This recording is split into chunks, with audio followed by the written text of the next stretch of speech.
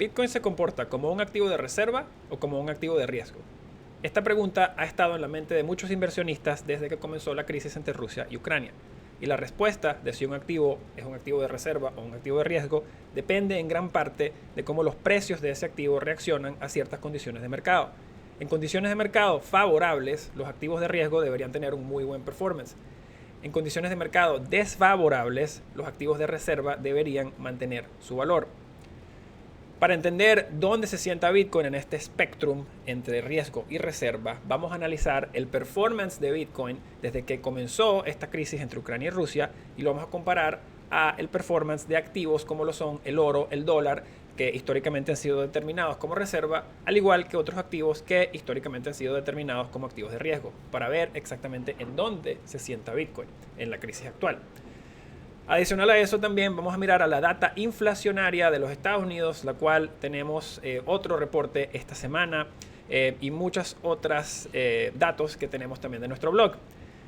Hola, ¿qué tal? Soy Mauricio Di Bartolomeo y este es tu calendario económico para la semana del 8 de marzo. Y arrancamos, como de costumbre, con Bitcoin. Aquí vemos que la semana pasada Bitcoin terminó al alza 1,93% y esta semana nos encontramos al alza también levemente 0,5% y estamos transando a un precio actual de $38,600. Bueno, arrancamos con la pregunta que estamos tratando de responder desde, como indicamos en el titular. La actual guerra entre Ucrania y Rusia ha desencadenado una conversación alrededor de reservas.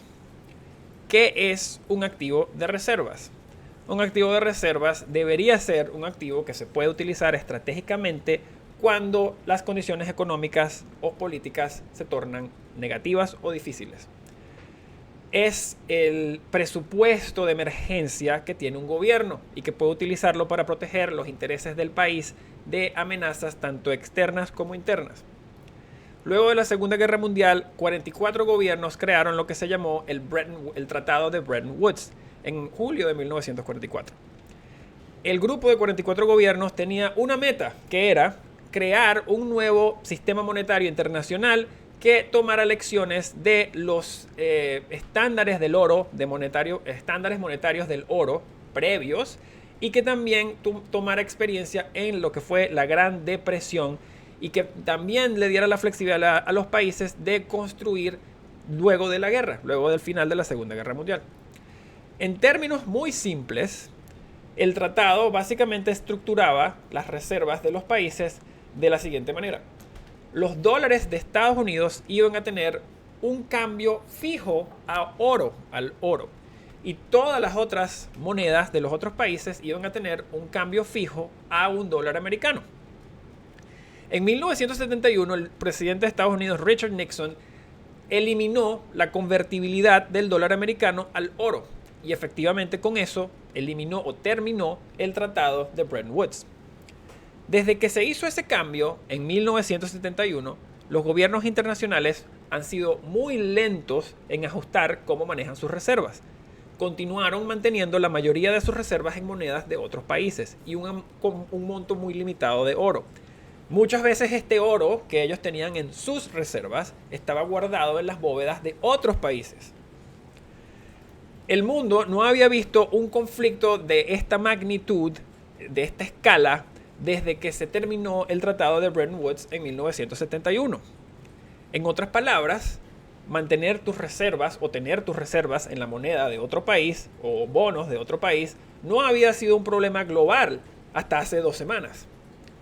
El mundo se ha dado cuenta de una manera muy rápida que esto es un problema, le puede traer complicaciones a cualquier gobierno. Y hay una nueva narrativa que se ha ido formando a la misma velocidad. Este es un artículo del Wall Street Journal de la semana pasada y en este artículo el Wall Street Journal o el título de este artículo dice: si las reservas de moneda rusas no son dinero, el mundo va a tener un gran shock. El artículo no menciona explícitamente la palabra Bitcoin, pero prácticamente es una valla, es un aviso, es un comercial para Bitcoin, este artículo. Hubo un inversionista muy famoso en los Estados Unidos por el nombre de Bill Miller que fue mucho más explícito con sus comentarios alrededor de Bitcoin en este contexto. Él dijo, quizás deberíamos tener algo más en el mundo que otros países no puedan utilizar para hacernos daño, y que no sea susceptible a la inflación o ser manufacturado en mayores cantidades. Lo que está ocurriendo es bullish para Bitcoin, dijo Bill Miller en una entrevista. También cabe acatar que el señor Bill Miller abiertamente tiene una gran posición de su portafolio en Bitcoin, así que pues obviamente tiene incentivos. Este es el artículo que habla de lo que dijo el señor Bill Miller la semana pasada. Ahora, para responder la pregunta que nos pautamos al principio de este show, vamos a mirar cómo Bitcoin se ha ido comportando desde el 24 de febrero, que fue que ocurrió la invasión de Rusia en Ucrania, y vamos a comparar el performance de Bitcoin durante ese mismo periodo de tiempo a otros activos. Y vamos a volver aquí a nuestra gráfica. Primero que todo, vamos a poner la gráfica en gráfica de 4 horas, y aquí básicamente es el comienzo de la invasión de Ucrania, esta vela roja que ven acá. Vamos a comparar a Bitcoin con ciertos activos. El primero va a ser el oro, y aquí tienen el performance del oro. Luego, este es el índice del dólar americano. Aquí tienen el performance del dólar americano. Luego tenemos el ETF de Cathie Wood, que es ARK Invest Innovation Fund. Y este ETF ha sido prácticamente determinado o denominado por muchos inversionistas como el ETF para medir los activos de riesgo. Como podemos ver, este es el performance en la línea amarilla.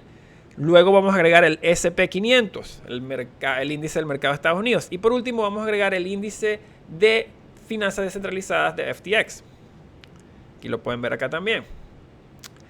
Entonces, si miramos cómo ha reaccionado Bitcoin comparado a las diferentes clases de activos, vemos que el performance más alto de este grupo de activos ha sido el del oro, que históricamente es el activo de reserva o de safe haven bastante popular. Y vemos que el oro ha tenido un incremento del 7,86% desde que arrancó la invasión de Ucrania. Igualmente vemos que el índice del dólar americano también se encuentra al alza, 3,12%. Nuevamente, este es un índice o un activo que se determina muchas veces como un activo de reserva. Y seguidamente a eso tenemos el performance de Bitcoin, el cual se encuentra al alza 2,85%, muy parecido al performance del dólar. Por debajo de Bitcoin, por debajo de Bitcoin, casi 2,5% por debajo de Bitcoin, tenemos lo que es el índice de finanzas descentralizadas de FTX. Por debajo de ese índice tenemos lo que es el SP500 y como último o peor performance tenemos lo que se determina como el ETF de ARK Invest, el cual mucha gente llama el ETF para determinar activos de riesgo.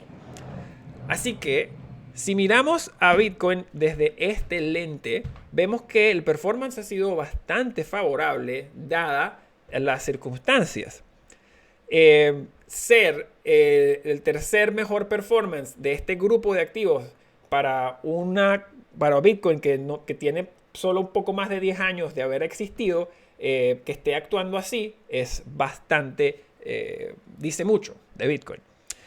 Bueno, moviéndonos un poco de esto, cualquier cosa puede pasar durante un conflicto activo y afuera de todo lo que puedan decir los indicadores de mercado, los inversionistas deberían mantenerse bastante pilas o pendientes para poder reaccionar a cualquier novedad.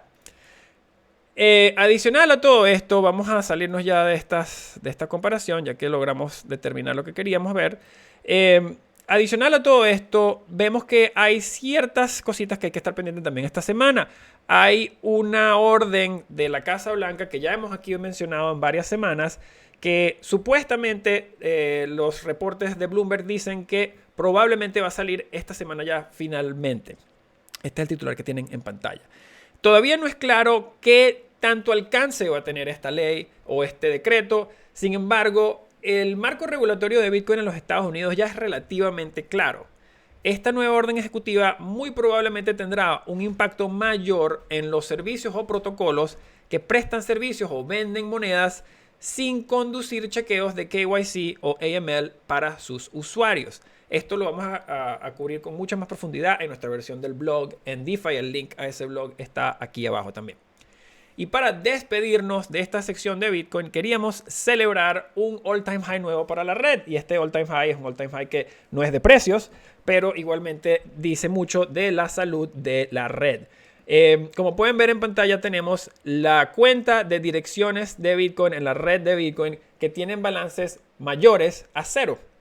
Por ende, direcciones que tienen, aunque sea 0.00001 de Bitcoin, caerían en esta cuenta. Y podemos ver que este número de direcciones con balances que no son 0 llegó a un nuevo máximo histórico la semana pasada. Y como pueden ver, pues ha tenido una trayectoria bastante clara de crecimiento desde los inicios de la red.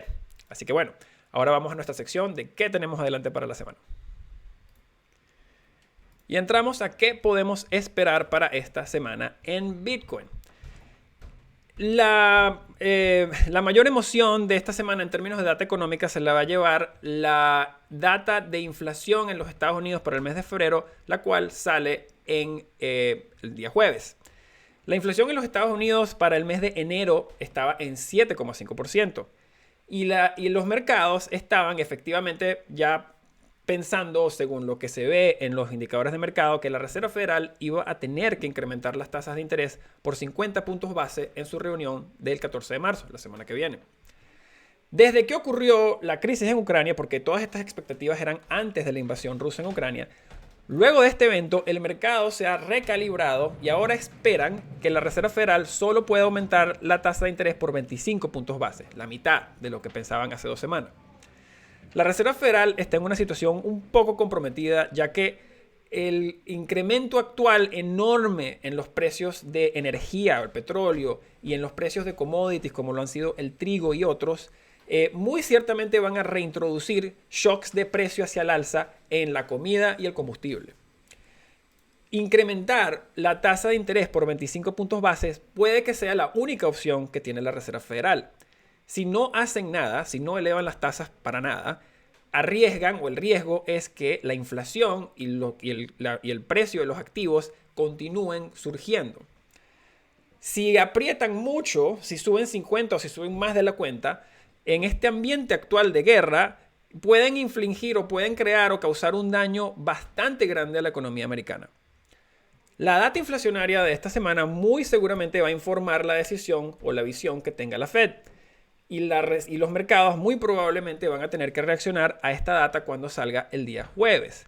La expectativa es que la inflación en los Estados Unidos se va a ver acelerado al 7,8% del 7,5% en enero. Algo que también tenemos que tener en mente para esta semana que entra son estos rumores o reportes de que la orden ejecutiva de la Casa Blanca pueda estar saliendo esta semana, cualquier día de esta semana. Así que los activos o los precios de los criptoactivos probablemente van a reaccionar a la noticia basado en qué tanto alcance y qué tanta instrucción se le da a los reguladores. Bueno, y como siempre ya llegamos a la parte del show en la cual repasamos todo lo que es esta data económica de cuándo va a salir durante la semana. Así que el día jueves a las 8:30 de la mañana tenemos el índice de precios consumidor en los Estados Unidos y a las 2 de la tarde tenemos el presupuesto federal de los Estados Unidos y aquí la expectativa es para un déficit de 311 millones de dólares. El día viernes tenemos la expectativa de inflación de 5 años en los Estados Unidos y los analistas están esperando que esto entre al 3%. Así que, bueno, con esto llegamos al final de nuestro episodio. Si disfrutaron este show, si aprendieron algo, los invito a que le den manita arriba, like, lo compartan con sus amigos y se suscriban a nuestro canal. Y si todavía no tienen una cuenta en Ledn, los invito a que revisen ledn.io y aprendan cómo pueden empezar a ganar hasta 9,25% en sus dólares digitales USDC y hasta el 6,25% en su primer Bitcoin. También tenemos las mejores tasas de interés en créditos respaldados por tu Bitcoin si necesitas liquidez y no quieres vender. Y nuestro más reciente producto, la hipoteca de Bitcoin, te deja comprar una casa tan grande como tu stack. Muchas gracias a todos, los quiero muchísimo y nos vemos la semana que viene.